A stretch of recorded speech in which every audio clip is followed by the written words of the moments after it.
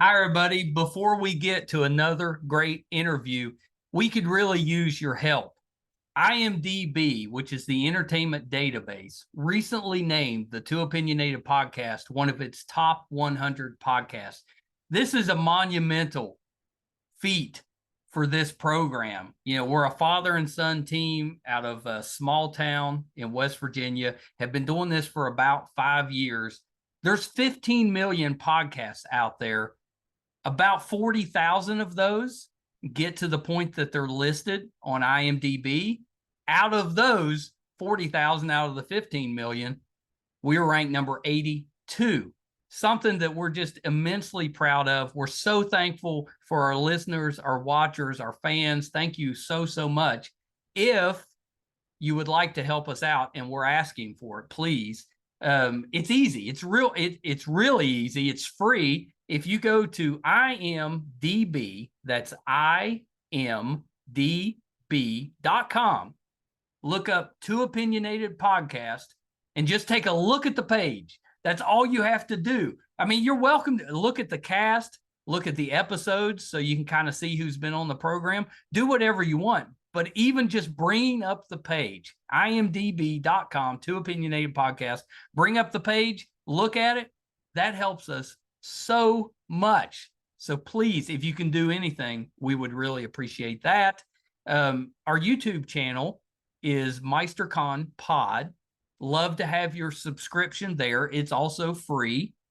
And you can also check out our website, meistercon.com, where you'll find almost 700 episodes, audio and video, available on there. There's also a terrific blog from Brett, and it'll let you know anything that we have going on in studio, if we're covering a convention, if we're going on location, anything that we have going on will be on the website, meistercon.com. Thank you guys so, so much. We appreciate you so much. I can't express enough how appreciative we are of all of you.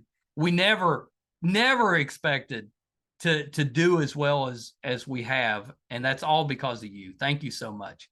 Enjoy that interview. Bye, everybody. Hi, everybody. Welcome to another edition of Two Opinionated. So excited today. I've got actor, writer, director Barry Levy with me. So welcome, Barry. Hey, thank you. Thank you very much for having me. You know, I'm a fan of yours. I've been watching you for like 30 years. Yeah, well, thank you. Thank you very much. Thanks for the support. Well, you know, we were talking offline. You're close to Vancouver, and Vancouver is kind of known for their science fiction shows. So yeah, Stargate, rainy. Millennium, all of those I've watched you on. Yeah. Millennium was it was such a good show. Is by and you've been on X-Files too. But it was so dark. Like you'd watch an episode and you'd have to just go sit down for a little bit. Oh no, I found it very wonderfully disturbing. Yeah, and exactly. Lance Henriksen was also and is one of my heroes. I mean, and to work with him, I just have to say, is sometimes terrifying. Because he's right in it. Oh, he's so intense.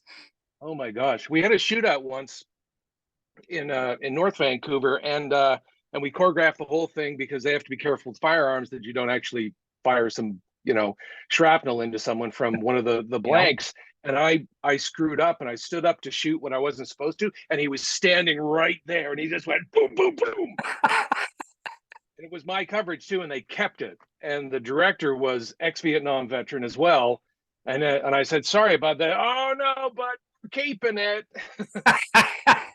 Turned out great. Well, and I remember you on the commish, which was that's been a while, and Sliders maybe. Sliders, yeah, that's true. Yeah. Oh, Sliders was fun. Honey, I Shrunk the Kids. Honey, I Shrunk the Kids. They shot that in Calgary. That one. That was super fun and cold. That one was particularly cold that winter. Well, and then a little more recent, I think you were a general on Arrow. So I'm a comic book guy, so I was definitely great. That one. Thick Russian accent on the Bruknikov or something like this. Well, and we mentioned Supernatural. You had the appearance on there. Loudermilk. Yeah, I was late. I was late to the Loudermilk game, but that's a good show. Well, it was kind of hard to find it at first. I wasn't really sure where it was airing, and then when as soon as it hit Netflix, Yeah. I started getting Facebook messages from friends going like, "Hey, did you? I didn't know your wife cheated on you. Well, it's only in the show. Only in the show." Well, so Barry, let's start here. Tell me a little bit about what got you into acting, because obviously that's a difficult industry to go into. So what made you want to Oh go? heck, yeah, that's really weird. I mean, it's hard to say. I mean, I guess it takes a while sometimes to get to know yourself. And Yeah. I really wanted to be a scientist, and by gosh, I just didn't have the math. A lot of us had that problem. So I ended up going into radio college, and I worked a few years in radio and realized there's only so far you can go here. And I was doing overnights in Ottawa, Yeah. Canada, and I ended up just entertaining myself. I was making fake commercials and slipping them in, like the Honda accordion, and I had an accordion panic, and stuff like. And Hilarious. I just realized, well, I should really probably do something creative. But a little bit of money come my way. I was really young. I was only 21, and I went and traveled for backpack for a couple of years, just around various places in the Middle East and North Africa and Oh, the just Far those East. places. Yeah. Just those places, nice, dangerous places, because I was dumb and curious. We And always, like, all of us have had that kind of dream where we're going to backpack, across wherever, but you actually did it. I actually did it. And everyone told me, if you don't do it now, you're never going to do it. So do it now. So I went with a good friend of mine, and we split up. He went to South Africa, through overland through Africa, which I don't recommend ever. Yeah. And I went on to India and a bunch of other places too. But and I just kept thinking about, like, what am I going to do with my life after I finish spending all this money, the last money that I have. And I realized that what I always wanted to do was I wanted to be an actor. And so I went back when I got back to Canada. I just researched, and in Canada, you really have to apply early to college, except for British Columbia, where you can pretty much walk in the day before and say, "Hey, you got any spots?" At that time, anyways. And plus, British Columbia is the warmest place in Canada, and I don't like the cold. Yeah. So Same. I killed two birds in one stone, and I ended up at the University of British Columbia. I did a Bachelor of Fine Arts degree. I didn't really want to be a stage actor, but there was no other program to teach. There was no film acting Right. courses in Canada at that time. I mean, the industry was just, the branch plant of Canada was not quite fully open yet. So they were shooting like 21 Jump Street and a few other things, but they really hadn't expanded into what it is now, and the rest of the parts of the world as well. So I ended up with a big stage resume. I got myself an agent, and then I, for some reason, started a small theater company. The theater company is actually what sort of led me to this book, Yeah. because I took over a theater company that had like a massive amount of debt, and the only way to get out of the debt was gambling. So gambling was legal, and still is in British Columbia, if it's for a charity. So we had a bingo every Sunday. So you had to like go, gird your lungs to get in there for the secondhand smoke. And we did bingo, and like a bunch of my actor buddies came and helped out. And we just eventually paid off the debt. But I had this one big bingo. I was going to make it big and pay off all the debt, and we lost money. And one of the people that helped me on this fund loser was this guy Dale. And so after we lost all the money, and we went out for a beer, and his friend came along, and he said, "Hey, do you know Dale fought in Vietnam?" And I said, "Oh, so you're American?" And he goes, no, I'm Canadian. I'm from British Columbia." "Well, how could you do that?" "Well, there are thousands of us who did." I said, "Fuck, sorry, F off." "Go take a hike." And he said, "Oh yeah, I did." And so he told me his whole story. Eventually, I had to like fork out a lot of beer along the Drag it way, out of it a because little. that was the price of admission. And eventually, I bought his story. I wrote a play. I produced the play. But the frustrating thing about plays is when they're gone, they're gone. That's right. And if whoever didn't see it didn't see it, and there's no way they can see it. So so I changed the mandate of this little theater company, and so I could make films. So I took that play, adapted it, tried to learn how to be a screenwriter. Took a long time. Yeah. Um, Yeah, it's and not then easy. eventually, it's not easy at all. And I, I thought, I don't need to take any courses. I don't need to read any books. I can just figure it out because I know the movies I like, and I can just duplicate that. And That's you right. can't. I couldn't. So I failed and failed and failed until I was successful. And I made this movie called Spook, about this haunted Vietnam vet that was based on this guy's story, who was also a spy for the CIA. And I made That sounds that for pretty like, good. it's not bad. It's still up on Amazon in the US. It's not in Canada. Canada was not happy I made this movie. Why? They were really, really upset, and I could not get into a single festival in Canada. And so I eventually went to the festivals in the US, and I ended up being the first Canadian festival invited to Shanghai, because the Chinese loved it. Oh, thank God. We knew you guys were doing all that stuff. We just couldn't prove it. Now you've made a movie, and now we can. Um, so, and then eventually that movie ran its course, but it was, I didn't realize how negative the response in Canada was until I met someone whose parents were on the board of one of the festivals, and they said, "Oh, there was a big fight about your movie. They thought they were going to lose their funding, so it came down to Really? the festivals wouldn't take it because they didn't want to lose their federal funding." Yeah, that's So I terrible. thought, oh, but that also told me I'm onto something. That's right. Yeah, that probably clue you in that you're probably into something that you want to continue if they're trying to get Exactly. you to stop. Yeah, there's meat there somewhere. Um, and that was, gosh, 20 some years ago. It came out in 2003. And, it ran its course in the theaters or the festival circuit. It won a bunch of awards. And then I moved on. I made some short films and other things, from there on. And then, I kept acting. I did a little bit of writing. I stopped writing for a long time because I didn't realize I'm actually an introvert. And I thought I really Same. should not be, yeah, huh? Um, I should not be spending so much time just alone and, typing away. Everyone's telling me it's bad for you. Okay. So, um, now I realize it's kind of my happy place. I'm introverted so that later I can be extroverted. Yeah, Whereas my that's wife it is the opposite. exactly. Yeah, so Yeah. you're out there being an extrovert. You got to have your introvert time at the end of that. Yeah. Yeah, You got to fill up the tank. yeah, that's right. Because my wife and I go to parties or social occasions, and she's fired up. She comes home energized, and I'm just drained. Yeah, It's yeah, like, that's exactly the way it is with me and my wife. She's the extrovert. So, mhm. I can be kind of extroverted, but it drains me. So at the Yeah, end, even on days I'm podcasting, that night I'm not doing anything. I'm laying yeah, in front of a TV or something. It's usually yeah, just me, just yeah, kind of that's how I recharge. yeah, Yeah. yeah. That's how it works for me too.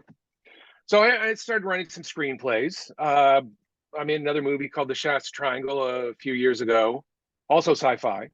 Um, Shot that up in Portland. We were living in Los Angeles. I'm a dual citizen, so I'm a U.S. and a Canadian Oh yeah, of citizen. course. Um, and my wife is American. She's originally from Napa.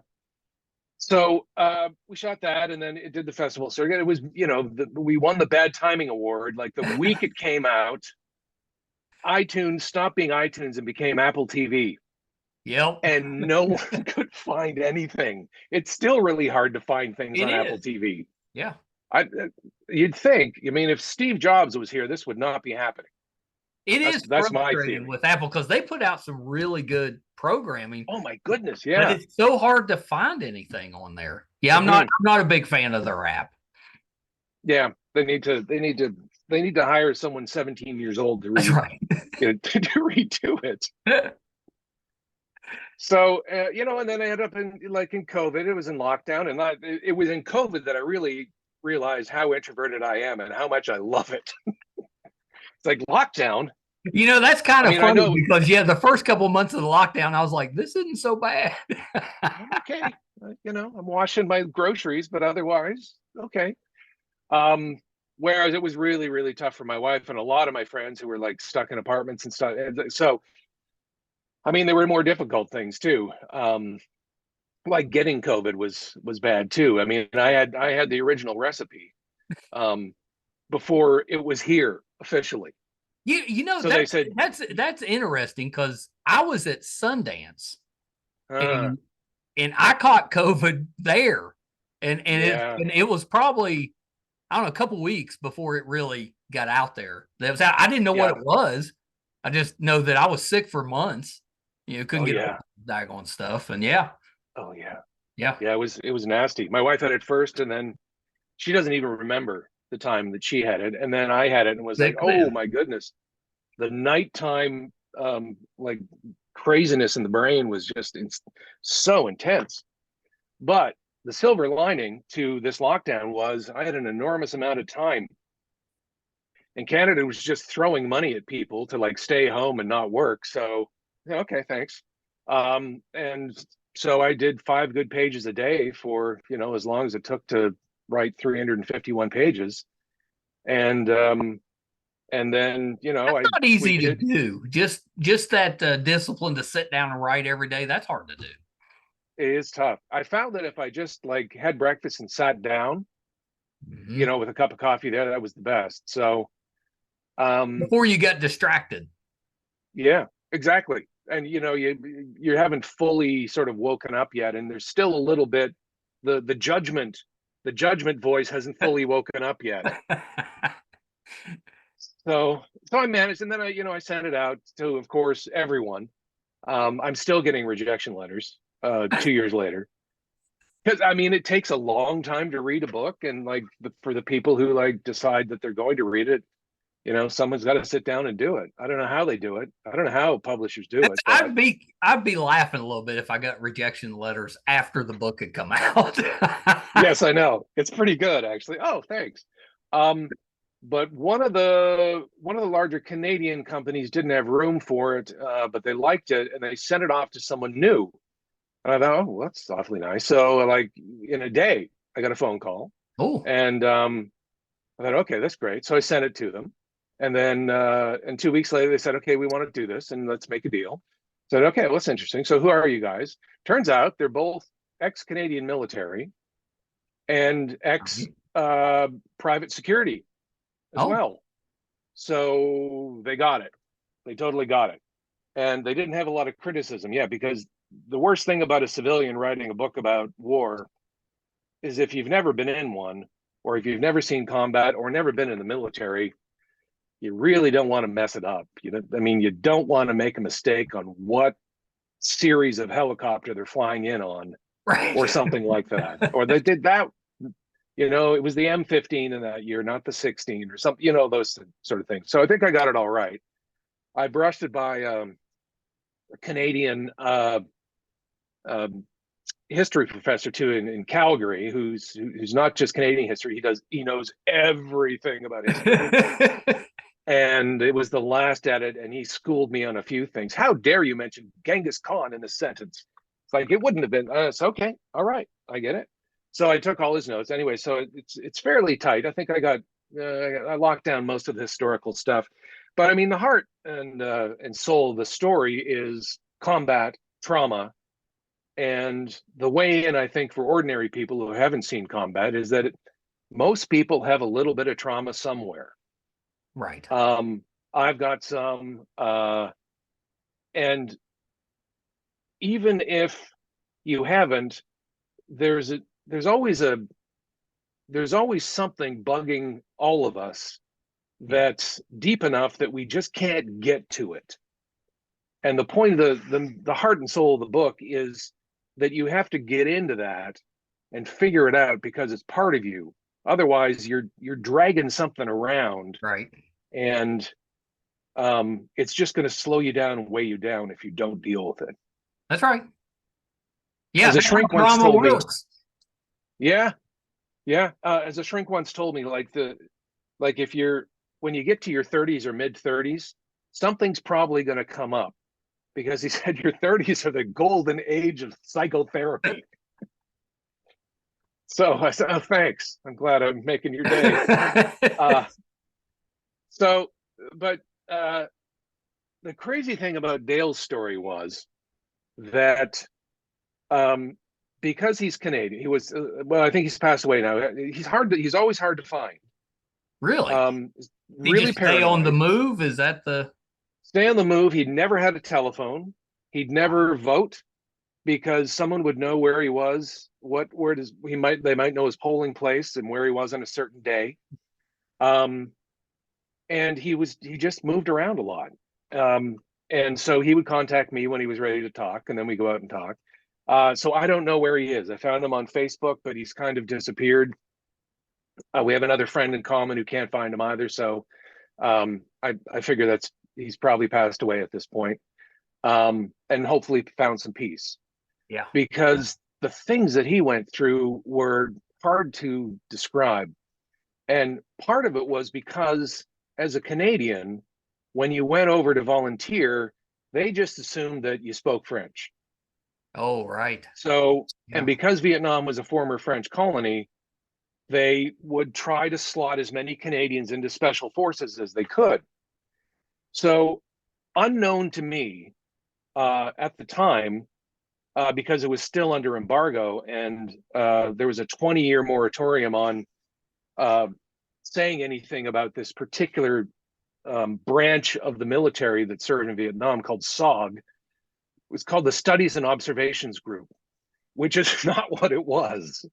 I mean, that's the most, it sounds like an after school, book club of some kind, SOG was a completely top secret special forces organization of about 30 to 40,000 soldiers, Okay. all super elite, who went into North Vietnam, Cambodia, and Laos completely under the radar with no dog tags, no insignia, no uniforms, no US weapons, Really?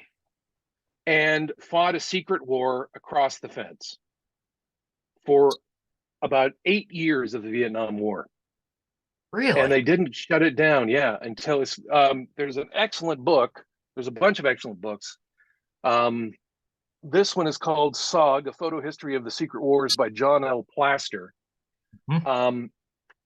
There's also a great podcast by this guy named John Stryker Meyer. Oh boy, that would be an awesome interview. He did, I think, 19 months. I've sent him a copy of the book. He sent me a copy of one of his too.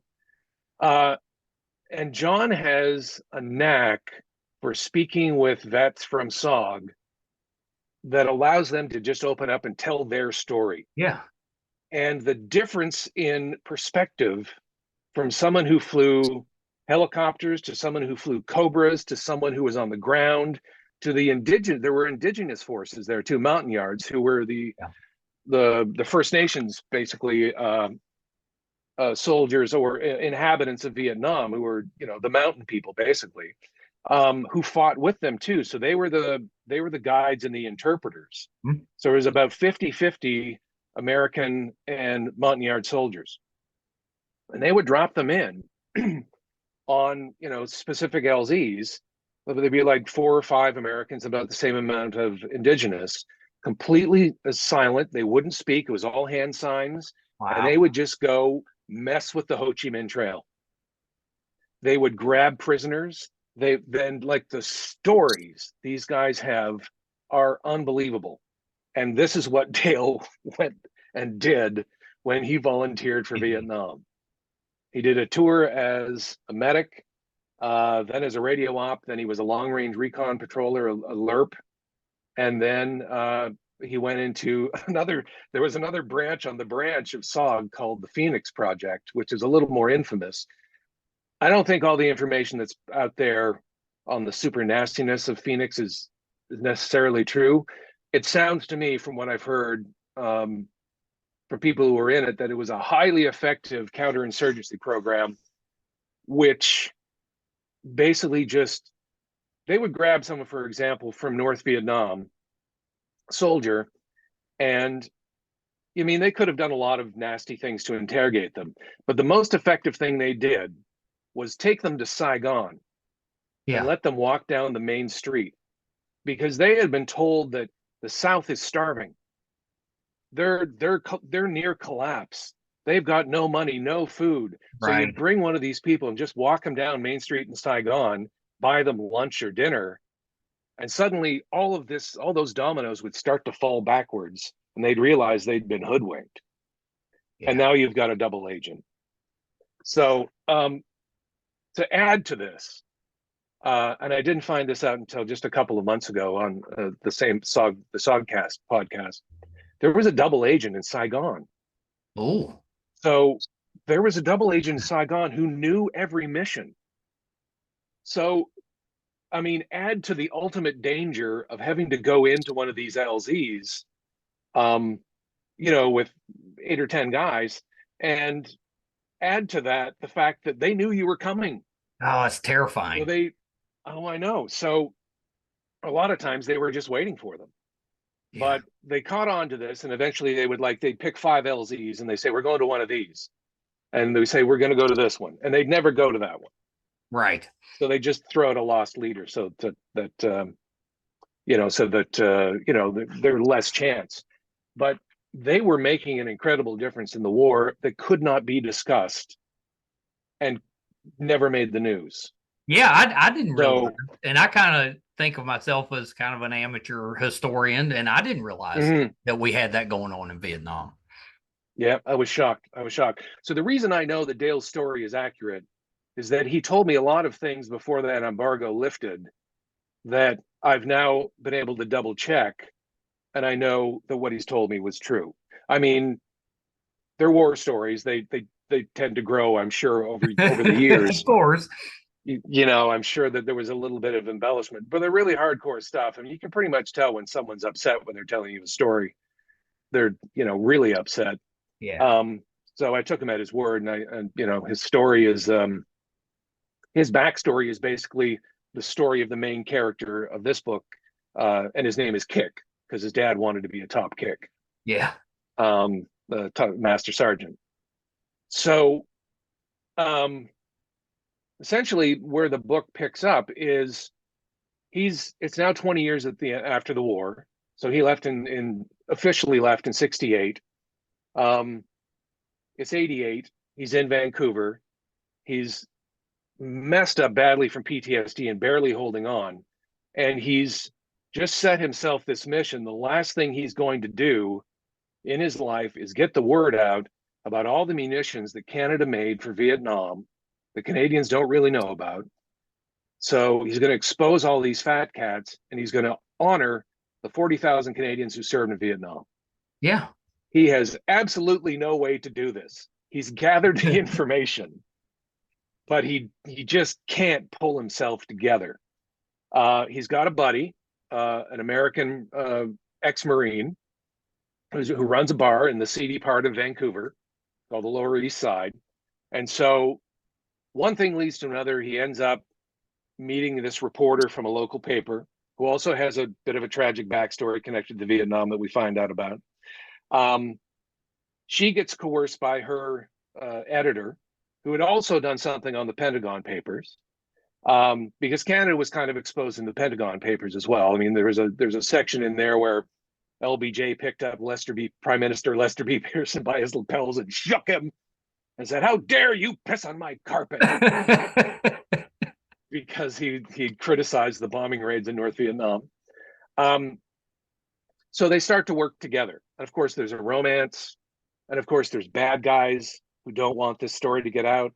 There's also possibly bad guys from Kick's past, because he offed a lot of really high, like Dale offed a lot of really high level targets when he was in Vietnam. And they had to figure out a way to hide him somehow, which is also in the book. And that part of the book when you get to it, is a true story. But I don't want to spoil my own. That's right. My own big reveal. I mean, this whole story to me seems like it would lend itself to making it into a movie. Did you write it with that intention? Kind of in the back of my mind too. And here's one of the challenges of the entertainment industry right now. Is that, I mean, to begin with, it is a highly superstitious industry. I mean, in the olden days, people literally took their Rolodexes with them. Right. They work the same people. They have a sort of way of doing things. It's almost like, that movie with Robert De Niro where he's like the football fan and he's got to have like his Krabby snacks here and something, So, and they don't know much. Like William Goldman, I think it's like nobody in Hollywood knows anything. They don't know much, but they do know if there's a big actor in it like this, it's probably going to sell. If it's based on a book that people have already bought and liked, it's probably going to work. Yeah. So they know this. That's why they like comic books so much too. Yeah. Plus, it's already been storyboarded for you. Yeah. Right. You know, hey, just shoot it like this.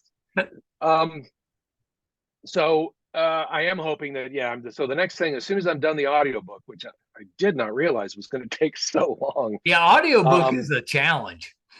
Holy smokes! It's like 7 marathons. Um, Yeah. then we're putting together a package for a limited TV series, Oh, which I is, actually think it would be even better as a TV series. oh yeah, because I think because you got to get the nitty gritty, which is, I think, I'm kind of enjoying the Dune feature films right now, but Me too. it Yeah. would have been so much better, I think, as a limited feature. Well, yeah, I they mean, could like have went into a lot more depth, I think. yeah, like Jason Momoa's character, there was so much in the book. Yeah. But so that's kind of the plan, and then my wife, I couldn't decide what to write because I have a number of things sort of on the back burner, and she was like, "Oh, you gotta write the Vietnam one. Are you crazy?" Well, she's right. she's rarely wrong. It's frightening. Um, so so yeah, I just plugged away at this, and the interesting thing is too that uh, when I did the original movie 20 years ago, there's just a lot of people that were mad at me. Which, well, I mean, the broadcasters in Canada and some of the distributors just like, we're not touching this, with no way. And some of them actually got snippy with me at one of them had snippy with me at like a Q&A at something I was at, and I didn't even know her. She said, "Oh yeah, I know who you are." Okay, I mean, that seems a all right. little extreme. I thought so too.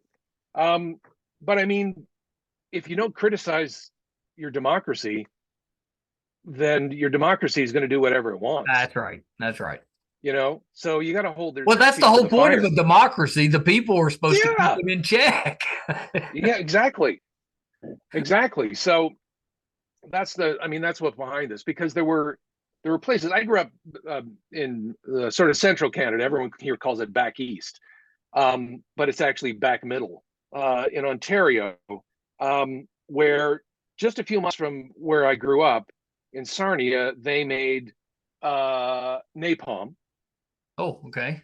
Dow Chemicals. The founder of Dow was actually Herbert Dow, was born in Ontario, Canada, Belleville, which Oh, I didn't I didn't realize. know that because we have so many Dow plants around the Oh U.S. my gosh. Yeah. I assumed that he was from here. Yeah, me too. Um, Dow also made Agent Orange in the US, but there's a little town called Elmira where the Uniroyal chemical plant made Agent Orange, Mm-hmm. Yeah. and there are still lawsuits flying about how they poisoned the air and the water.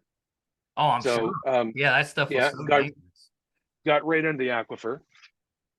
And Agent Orange was tested in Eastern Canada at Canadian Forces Gagetown. There's still a lawsuit pending on that. I mean, it was settled, and now they realize that possibly the government didn't tell the truth. Shocking. So they're going, shocking. So possibly they might get a resettlement on that. And, bullets, tank parts, a little knitting company in Toronto called Dorothea Knitting made the actual Green Berets. Oh, okay. Bullets, TNT, tank parts, bomb sights. This was the rebirth of the Canadian arms industry, which had sort of, died off after the Second World War in Korea. And nobody asked Canada to do this. No one in America, no one in the American government came to Canada and said, "We're having trouble, making our quotas. Could you guys, possibly make some napalm for us?" No, Canada went there and said, "We would really like to rebirth our arms industry. Can we do anything for you?" And there's a reciprocal agreement between Canada and the US, I forget what it's called, that allows Canadian companies to also bid on American defense contracts. Oh, Okay. because they're basically branch plants, I think, Yeah. for the most part, anyways, in a Yeah. lot of cases. Not all, but some. Um, so, when there wasn't enough napalm, they would just make some more in Sarnia. And this was the rebirth of Canada's arms industry, which is now mired in controversy as well because, they supplied Indonesia for 20 some Oh, years right. in a very unpopular war there. They're supplying Saudi Arabia, which not everyone agrees Yeah. with that nasty little war in Yemen. And there are parts showing up, all over the world, basically. So it's not highly scrutinized right now. And I mean, I get it. There are wars that have to be fought. Ukraine needs a lot of bombs. That's right. They need a lot of missiles. They need everything we can possibly send them. Somebody's got to make them. Absolutely. True. The point is, if this democracy is going to be doing that, then it needs to be out in the open and it needs to be discussed. And if people have a problem with it, then people should be able to voice that problem. That's right. I don't necessarily have a problem with an arms industry. I mean, the world is a dangerous fit place full of dangerous people and a lot of sharp edges. So sometimes you need it, but there should be some sort of control over whether some of these things are ending up in the hands of the Russians or anyone else. Yeah. Yeah. Well, and that makes sense. Mm-hmm. It You just know, it does to me. a lot of that is just deterrent. It's our Yeah, response to what's happening. yeah, yeah, absolutely, absolutely. So it's hard to say what kind of response I'm going to get in Canada. I haven't had a lot of interviews in Canada yet, so Yeah. I've always I've always had a better response from America with most of the stuff that I've made, for whatever reason. But I mean, the book is out. It's selling reasonably well, and Yeah. It came it's out finally, in the last month, I think. Right. yeah, end of March. Um, and yeah, uh, there's also this nasty little bit about the duplicity of the government at that time because they were basically promoting peace and negotiating peace on the one hand, and then on the other hand, they didn't really want peace. I mean, the economic policy was to support the war, Right. and the public policy was to oppose it. So Right. you've got that the government was doing, this. Um, so, I mean, they sent doctors, nurses, and field hospitals to treat the victims of napalm that we made in the first place. Yeah. It's a Joseph Heller novel. I mean, it's Catch 22. Do we have to? Well, that's Do we just have to war. strafe? I mean, war is Yeah. basically a catch-22 all the time. Mm-hmm. Mm-hmm. Yeah, yeah, yeah. And I think the a couple of people asked me, like, you already made this movie. Why are you going to bother writing a book? Um, besides the intellectual property aspect of it, it's also a time in history where we're having to grapple with the just the concept of power. Yeah. Power and the abuse of power. So if Canada's a better example to use in the U.S. right now because what's happening, with all the lawsuits and the election and the whole thing, that is like sometimes trying to catch up on that is like trying to get a drink from a fire hose. It's a lot. Whereas looking at it through the eyes of Canada, it's just somehow easy for me to get my head around. Sure. So if you let your government get away with, running around with the top hat and cane saying like, we're going to negotiate peace, hi. And then they're firing off, TNT and napalm and Agent Orange on the other hand, then that democracy has a problem. So there's a sort of it's not a fascist fingerprint, but it's the thin edge of a wedge of authoritarianism when your government does things that they know they shouldn't do secretly. Right. And given the Canadian press could have known about this had they dug a little deeper, they just didn't bother. Canadians weren't really worried about it. The economy was good. The GDP rose and fell with the Vietnam War. There were lots of jobs, Yep. spin-off jobs, and everything else. But democracy is fragile, and democracies all over the world are under attack right now. And this was one of those times where that thin edge of the wedge just started pushing through there. And the thing about the Canadian parliamentary system is that a prime minister with majority government has more absolute power than any president under a republic system, the system of a republic could ever have. Because basically they just line up all their backbenchers to vote accordingly, and they can ram anything through, which is why most of a good chunk of Canada voted for the sort of third party to set up a minority for the government right now. So they have a check and balance. Right. That is one of the That makes downsides sense. of a parliamentary system. Yeah. So that's still holding for the time being. But I mean, it pretty much smells like there's an election coming pretty soon, because the Liberals are starting to throw out money. Like, as soon as they start throwing out the money, that's what happens when you get close to an election. Money Yeah. starts flowing. And I mean, nothing is ever the same after a war touches it. Yeah. So it changed the country.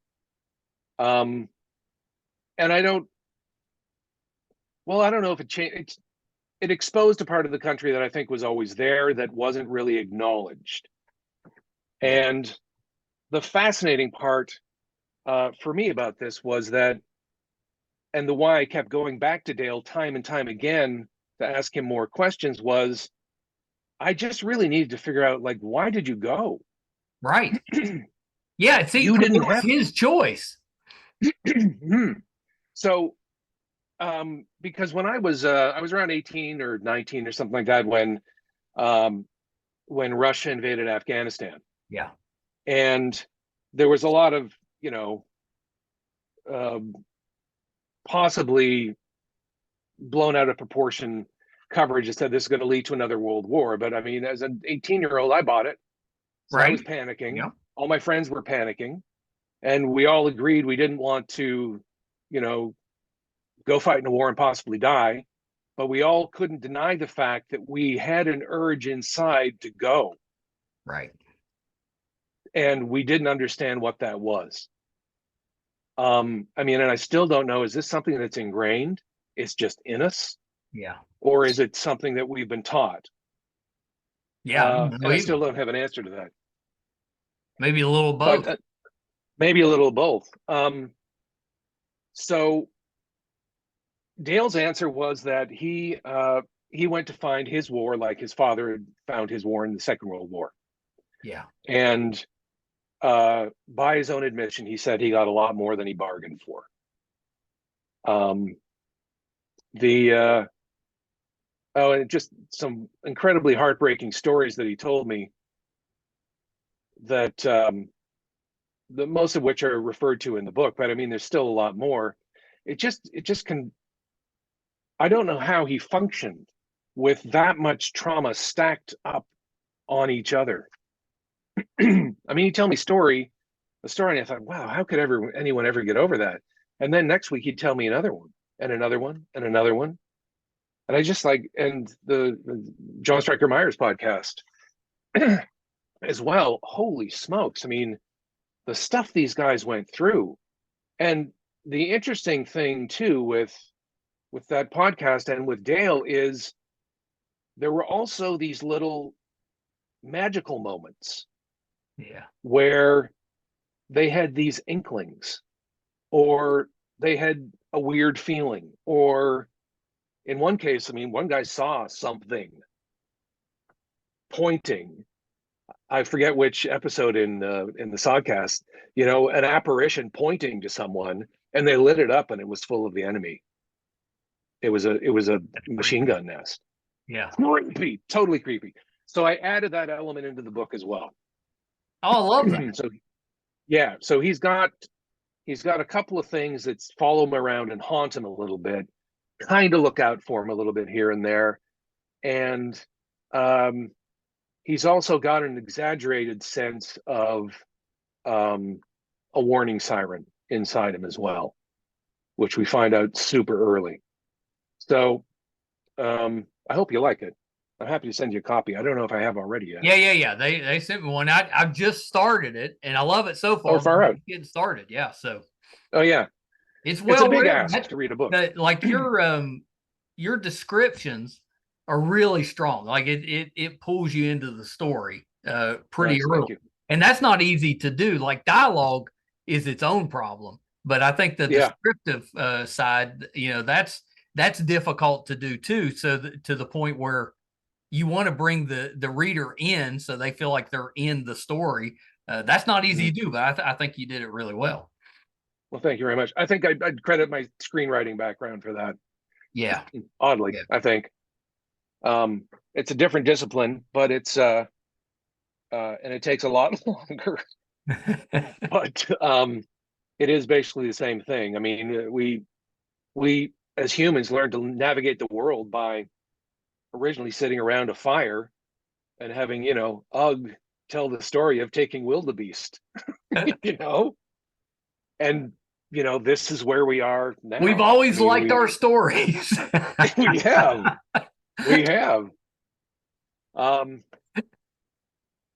What else would you like to know? Well, I think that's probably a great place to wrap up, Barry. The book is The War Machine. It's out everywhere now, so it's out there for people to read. I guess the only follow-up question I have is, do you plan to write any more about this subject, about that war, or will your next novel going to be about something completely different? Depends who you ask. If you ask me, then Kick is going, through Europe, across North Africa, and into the Middle East. If you ask my wife, I'm writing a book about a haunted radio station. Oh, that sounds interesting too. Yeah. So I think I'm going to probably just pick away at both at the same time, which is way. If I don't usually get writer's block, but sometimes you sort of have to sit and think.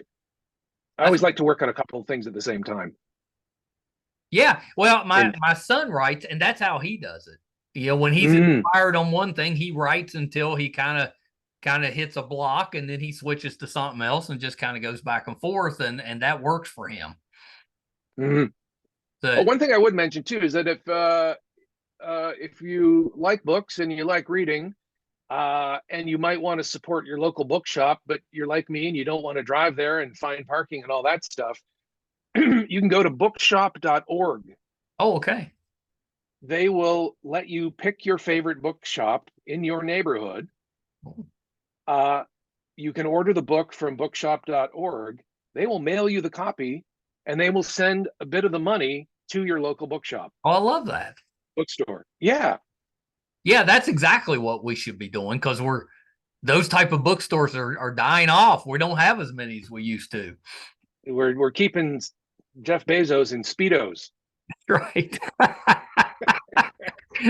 Well, Barry, go ahead. No, I was going to say Jeff Bezos is having the greatest midlife crisis. I just love watching it. Bless him. All of us do. Well, so a couple little things, Barry, before I let you go. Anything else that you're working on, acting or writing, that we can keep an eye out for?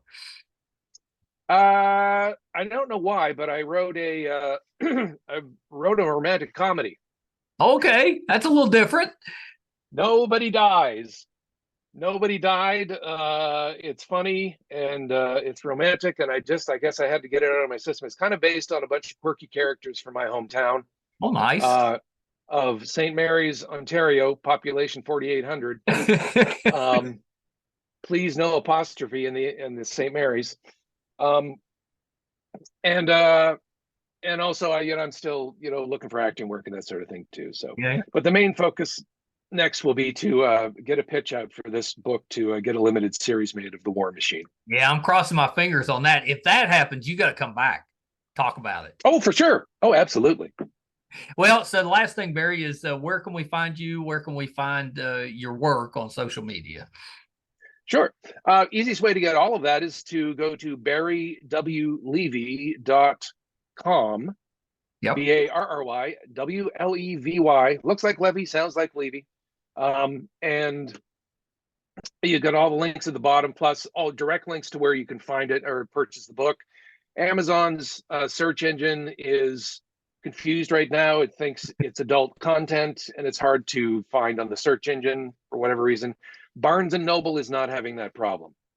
I But noticed it's always with Amazon, because when I went to search, it took me a minute. yeah, even under like full name, without the middle initial. I mean, so I'm going to see if my publisher can do something about that. He's been out of the country for a while in Everest. So Nice. I hope it went well for him. Yeah, me too. Well, sir, you've got an open invitation. When you're ready, just reach out. Thank you so much. You back on. Yeah, this has been terrific. Well, thank you. I appreciate you having me. Yeah, of course. Okay, hold on one second. Hope you guys enjoyed that one, Barry Levy. Can't remember if I said Levy or Levy to start, but it's Levy. So he clarified that for us. The book is The War Machine. You definitely want to check this out. Barry knows his stuff. We talked a little bit about that, but he definitely has the lingo down, exactly what occurred at that time period. The book is historical fiction, so it's based on some true stuff. Not everything in it is exactly true, but you're going to enjoy it. It'll give you insight into that part of the Vietnam War that we really don't have a lot of information about. So I think it's good. I'm just getting started on it. I absolutely love it. His dialogue is really good. His interactions with between the characters, his world building, all of that really, really strong. And Barry's an excellent actor. Like, he does a terrific job with his acting. We talked about most of it. He was a spokesman in Scary Movie 4. Really funny. Great job. He was in Stephen King's Riding the Bullet. He played Julian in that. He's made an appearance on A Million Little Things. I think we talked about Supernatural. He's been on a few of those. He was Captain Jason in the pilot for Flight 93. Talked about Loudermilk. He's done LA or Law and Order LA. He's done Hawaii Five-0, NCIS LA, and Psych. He's on Psych, was terrific. And then we talked through the sci-fi stuff he's done, which he's been in a lot of. So I hope you enjoyed that one. If you're a military person, or if you're someone that enjoys military themed work, The War Machine is definitely for you. So check that out. If you're finding us for the first time, thank you so much. So glad that you're here. Love to have your support as well. Our YouTube channel is MeisterCon Pod. Please subscribe. It's free. Helps us out a ton. Our website is meistercon.com. You can find all 770 and counting episodes, audio and video versions on the website, meistercon.com. So thank you guys so much. Till next time. Bye, everybody. Hi, everybody. I'm once again here to ask for your support. It's been a big year for the Two Opinionated podcast. Back in February, we got to live out a dream, moderate for William Shatner here in our hometown. In May, we passed 100,000 downloads on our YouTube channel, and we followed that up in June with 50,000 downloads on the audio side. We recently posted our 600th episode, which is pretty good volume for just a father and son operation. Not too many podcasts can keep that volume up. We've been doing this now for 4.5 years, 600 plus episodes. We recently hit 1,000 subscribers on our YouTube channel, which is a really big deal for us because we've always gotten the views, but have struggled to get people to subscribe. So that 1,000 was a big deal for us. And best of all, we were recently named one of the top podcasts on IMDb, which is the entertainment database. Those that are ahead of us, we came in at number 82. Those that are ahead of us are bigger companies like Disney, mostly Marvel, and Joe Rogan, that type of podcast. So for us, being just a small West Virginia father and son podcast, to be in the top 100 out of 15 million. That's a pretty big deal for us. So thank you for everything you've done for us so far. Got a couple little ways, though, that you can help us, and they're free and they're really easy. If you haven't checked out our YouTube channel yet, please go to YouTube. It's under MeisterCon Pod. Just hit subscribe. It's free, doesn't cost you anything, really helps us a ton. And maybe even more important, if you could go to IMDb, imdb.com, look up the Two Opinionated podcast, and just look around the page. Just having that traffic on the page really helps us out. So that's a couple easy ways that you can support us, even if you're not listening or watching all of the time. And we want you to listen and watch, because I think that our guest list, I would put up against anybody, any other show, podcast, anybody out there. I think our guest list holds up. So please check us out. You probably will find somebody that you like, or maybe somebody that you didn't know you liked, but kind of discovered them on there. There's tons of that. If you're into music, we have that too. If you like books, we've got authors on there. If you're more into what goes on behind the scenes in the entertainment world, we've got producers, directors, video artists, anything you can think of that happens behind the scenes, we've had them on the show. So definitely check us out. Thank you guys so much. Until next time. Bye, everybody.